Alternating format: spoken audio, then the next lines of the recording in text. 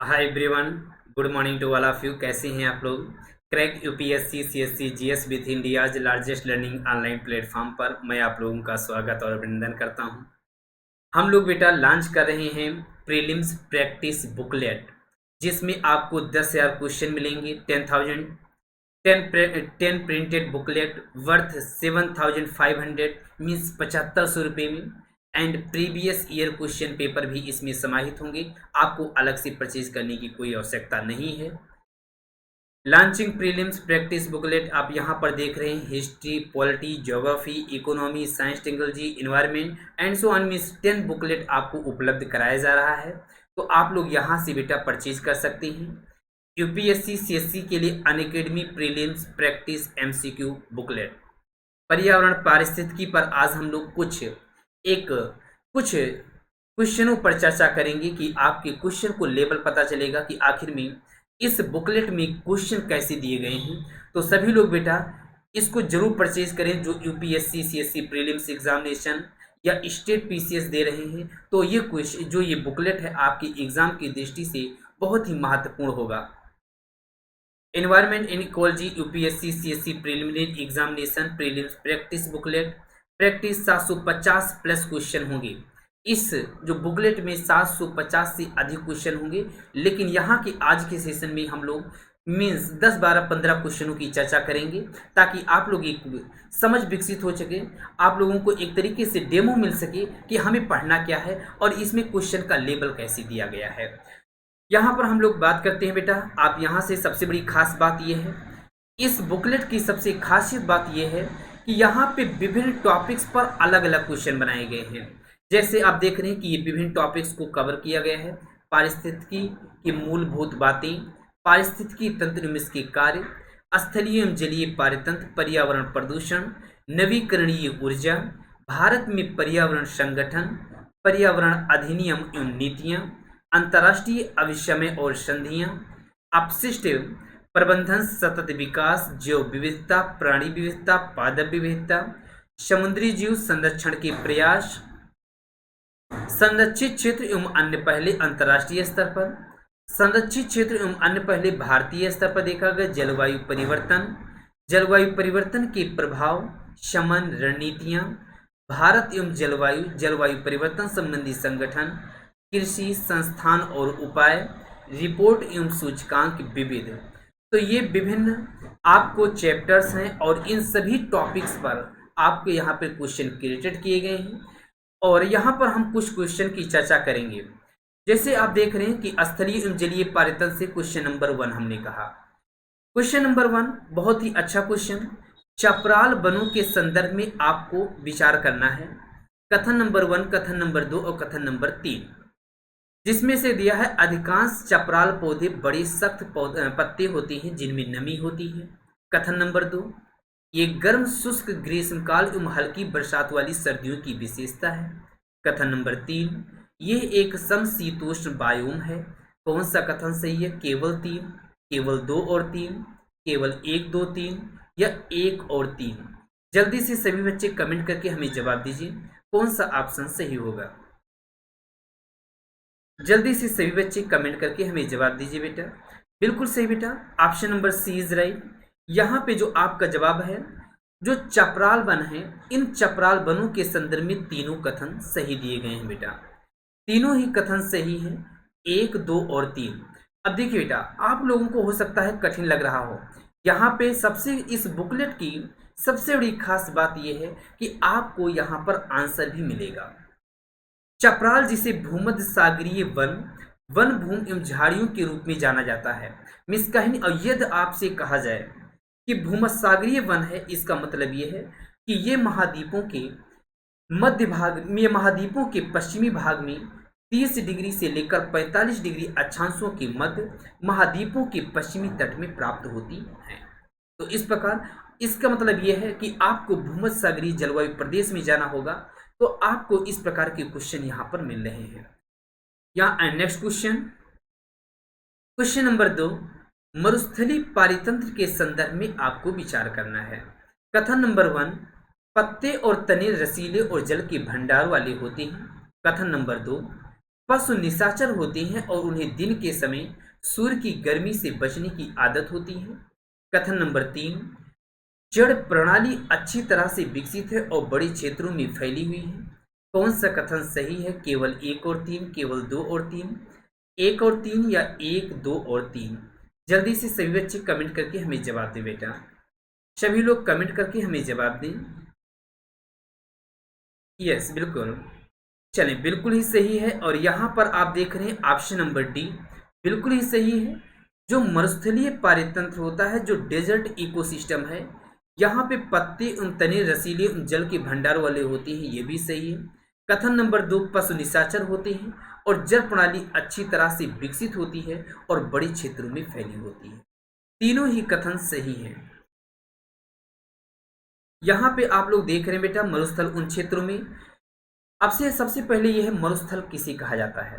तो आपका केवल एक ही जवाब होगा कि जहां पे वर्षा 25 सेंटीमीटर से कम होती है वो क्षेत्र मरुस्थल का निर्माण या वहां पे मरुस्थल का निर्माण होता है।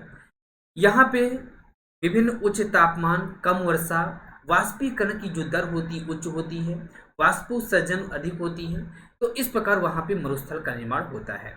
और यहाँ पे देखिए विधिवत तरीके से एक बेहतर तरीके से एक्सप्लेनेशन दिया गया है। आप लोग इसको खुद पढ़ेंगे और पढ़ करके अपने आंसर को, मीन्स क्वेश्चन तो आपको यहाँ पर एक है, लेकिन यहाँ से कम आपसे 7 से 8 क्वेश्चन बन सकते हैं।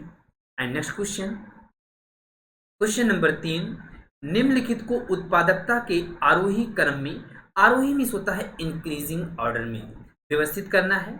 सहारा, डाउन्स, सुंदरवन, सिलवास और मध्य प्रशांत। सभी लोग कमेंट करके जवाब दीजिए ए, बी, सी एंड डी। जल्दी से सभी बच्चे कमेंट करके जवाब दीजिए बेटा। बिल्कुल सही जवाब है option number C is right. 1, 5, 2, 3, 4, 1, 5, 2, 3, 4, option number C is right. और यहां पर देख सकते हैं ये एक्सप्लेनेशन आपको दिया गया है। बायोमास उत्पादन की जो दर है, पहला पॉइंट ये समझना है कि बायोमास जो उत्पादन है इसकी दर को उत्पादकता कहा जाता है। पॉइंट नंबर फर्स्ट, निश्चित ऊर्जा का एक हिस्सा जो एक ट्रॉपिक लेवल से अगले ट्रॉपिक लेवल में पहुंचता है जिसे उत्पादन कहते हैं। आप लोगों को बेटा मैं थोड़ा सा यहाँ पे बताऊंगा, ज़्यादा हम चर्चा क्लासरूम में करेंगे। एंड सो यहाँ पर देखिए जैसे घास है और इस घास के पास मान लीजिए 1000 कैलोरी ऊर्जा है, 1000 कैलोरी ऊर्जा है। लिंडमान के नियम के अनुसार लिंडमान महोदय ने कहा कि एक पारितंत्र से, एक ट्रॉपिक लेवल से, एक पोषण स्तर से दूसरे ट्रॉपिक लेवल, दूसरे पोषण स्तर में ऊर्जा केवल 10% ही स्थानांतरित होता है। ऊर्जा केवल कितना स्थानांतरित होगा? 10% होगा। तो घास को मान लीजिए खा रहा है बकरी, तो बकरी में 1000 का केवल 10% ऊर्जा ही स्थानांतरित होगी। इसका मतलब यह है कि इसके पास 1000 का 10% 100 कैलोरी। और बकरी का कहने का मतलब, बकरी को मान लीजिए खा रहा है भेड़िया, तो भेड़िया में केवल अब 100 का 10% जाएगा, कितना होगा? 10%। मीन्स 100 का 10 इज इक्वल टू 10 कैलोरी। और भेड़िया को खाएगा मान लीजिए शेर, तो शेर में मीन्स 10 का 10% मीन्स 1 कैलोरी। और यही कारण है कि शेर हमेशा भूखा होता है। बात क्लियर है?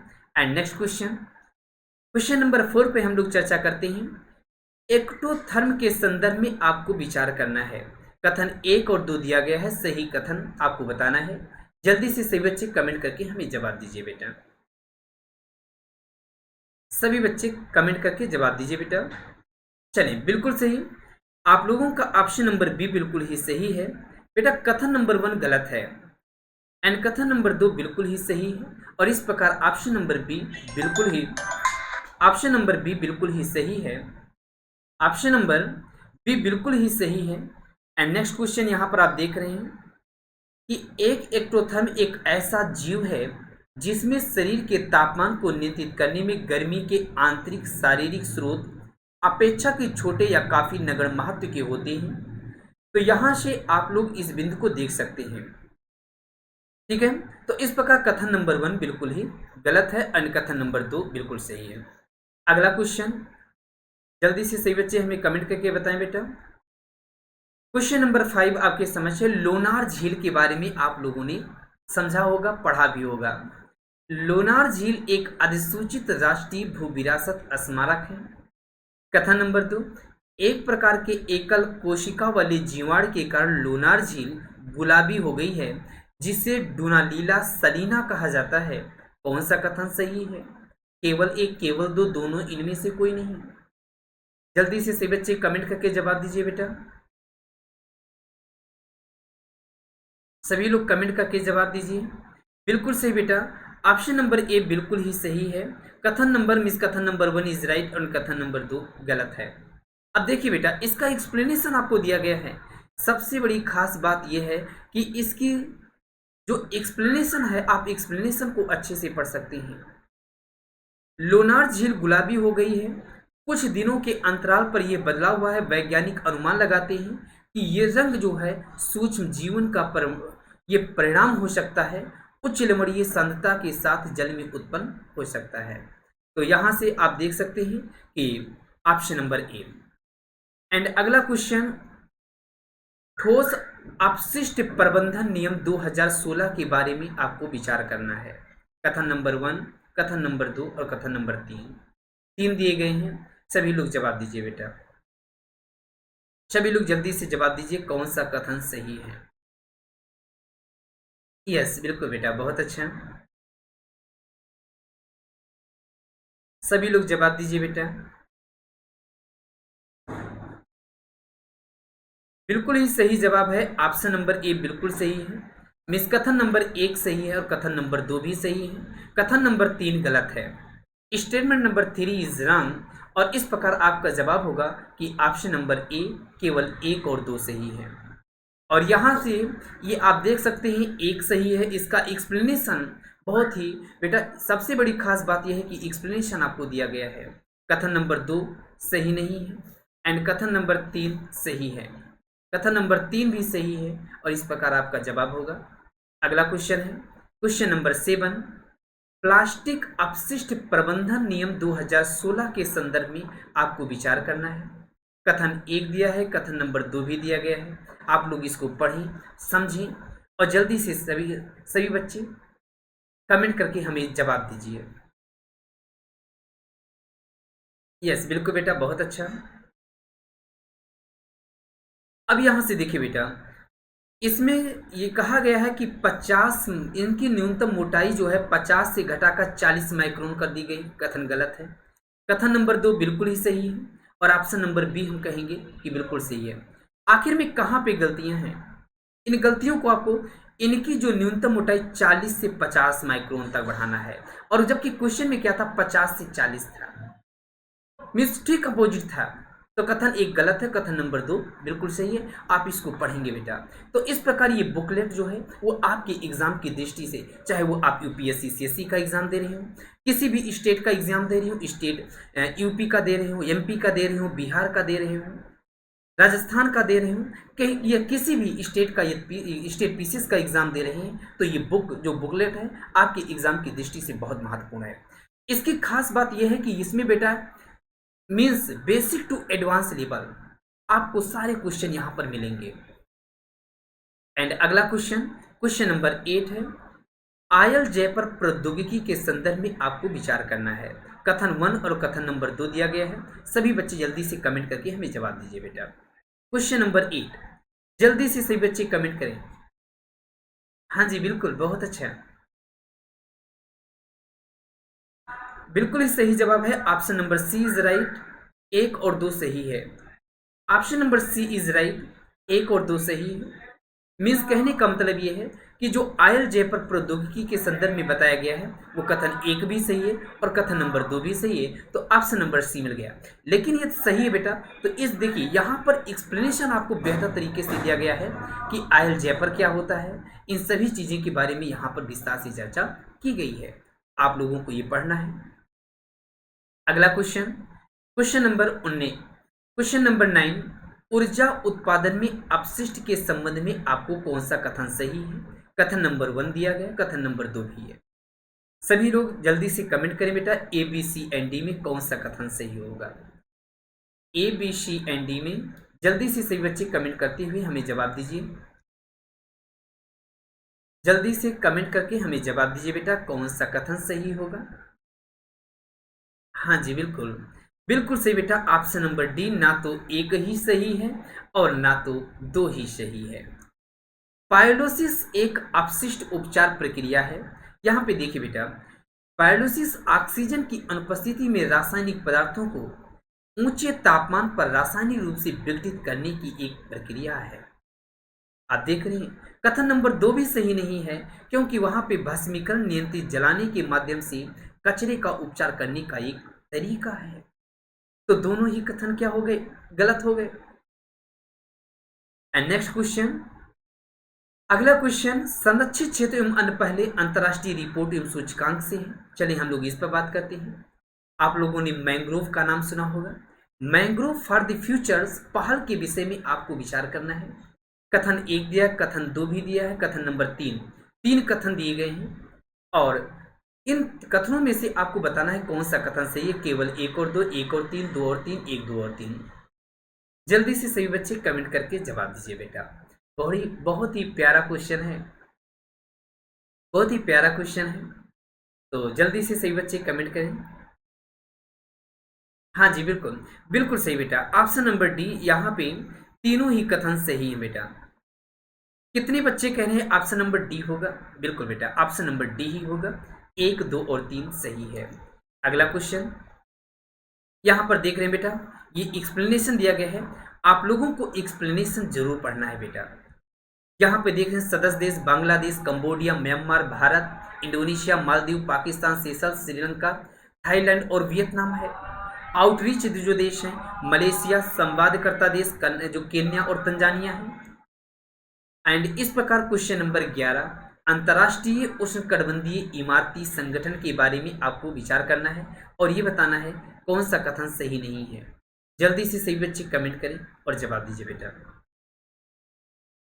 जल्दी से सभी बच्चे कमेंट करते हुए और जवाब दे दीजिए कौन सा ऑप्शन सही होगा। यस बिल्कुल बेटा, option number A is right, बिल्कुल ही कथन सही है। ऑप्शन नंबर ए, यहां पे पूछा गया है कौन सा कथन सही नहीं है, तो बेटा कथन नंबर एक सही नहीं है, क्योंकि और बाकी बी, सी एंड डी सही है। यहाँ पे आप देख सकते हैं, ये हमने विस्तार पूर्वक इस बुकलेट में दिया गया है और इसको पढ़ करके बेटा प्रीलिम्स को आसानी से क्वालिफाई किया जा सकता है, केवल और केवल यदि इस बुकलेट को अच्छे से कर ले बेटा। तो मैं यहाँ पे कहता हूँ कि आप लोग 100 क्वेश्चन में बेटा लगभग 40 क्वेश्चन करने में कंफर्ट होंगे, तो लेकिन आपको करना होगा। And next question, question number 12, वल्नरेबल्स प्रजातियों की आयुष्यन सूची के संदर्भ में आपको विचार करना है। कथन 1, कथन नंबर 2, कथन नंबर 3 और बताना है कौन सा कथन सही है। Option number A, B, C and D में जल्दी से सभी लोग कमेंट करें, जवाब दीजिए बेटा। यस बिल्कुल बेटा, बहुत अच्छा, सभी लोगों का जवाब आना चाहिए, ऐसा नहीं कि कोई एक बच्चा हमें जवाब देगा। चलिए बिल्कुल सही बेटा।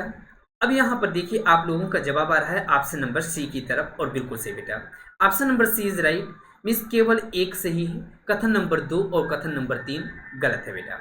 अब चलते हम देखते हैं थोड़ा सा हम यहाँ पर कि आखिर में कथन नंबर 2 और सही नहीं, क्यों नहीं सही है। यहाँ पिछले 10 वर्षों में 50% से अधिक जनसंख्या में कमी आई हो, तो इस प्रकार, जबकि क्वेश्चन आपका कुछ और कह रहा है।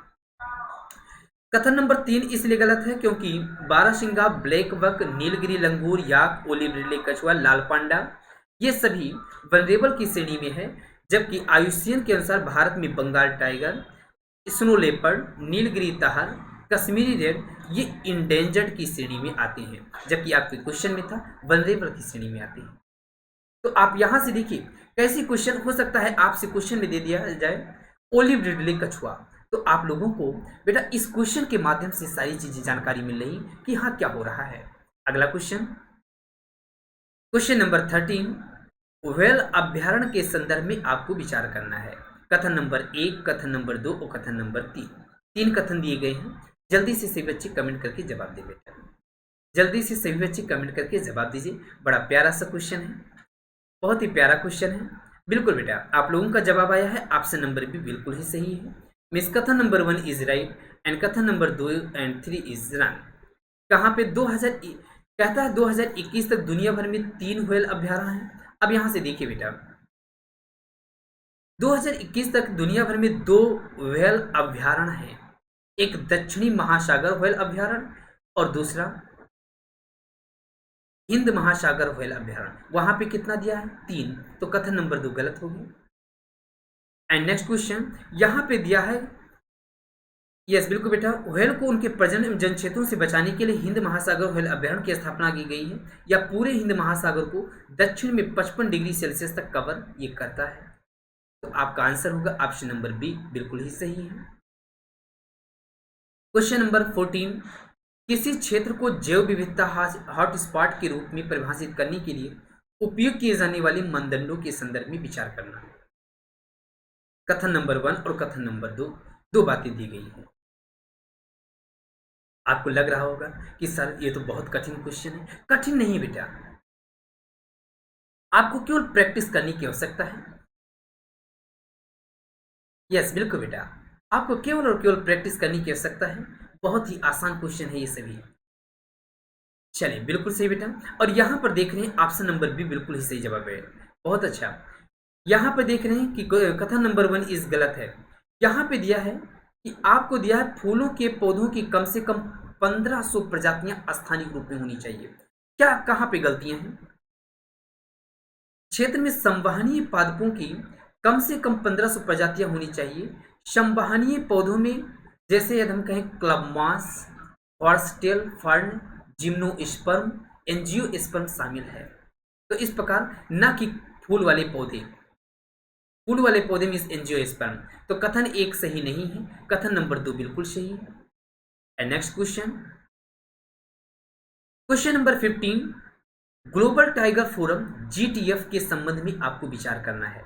कथन 1 और कथन नंबर 2 दिया गया है। यह इच्छुक देशों द्वारा स्थापित एकमात्र अंतर सरकारी अंतर्राष्ट्रीय निकाय है।